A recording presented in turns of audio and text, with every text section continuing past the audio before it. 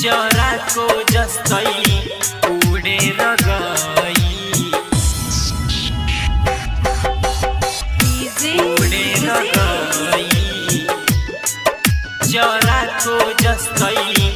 उडेर गई तिमी लागि आफ्नो जीवन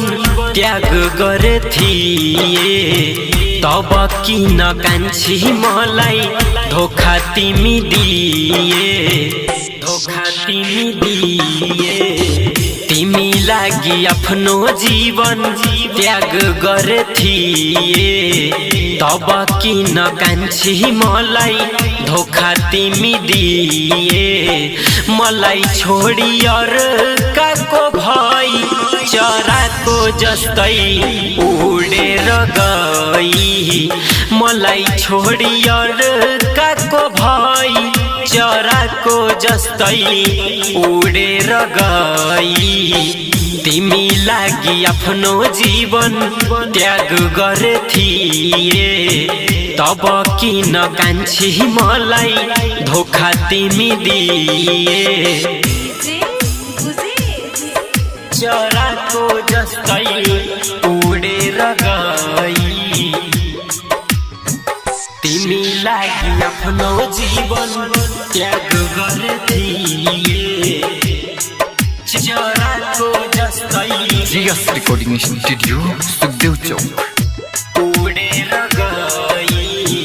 तिमीलाई बिरसेर कसरी म जिउला पीडा दिए तिमी मलाई जहर म पिउला जहर म पिउला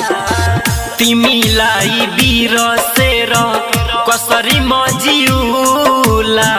पीडा दिए तिमी मलाई जहर म पिउला के गर्छु बाँचेर एक्लै चराको जस्तै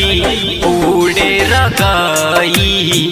मलाई छोडी अर्काको भई चराको जस्तै उडेर गई तिमी लागि आफ्नो जीवन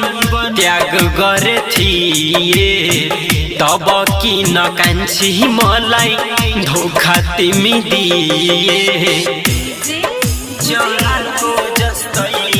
उडेर गई दिस सॉन्ग मिक्स बाय जयसीलाल यादव तिमी लागि आफ्नो जीवन त्याग गरेथिए उडेर गई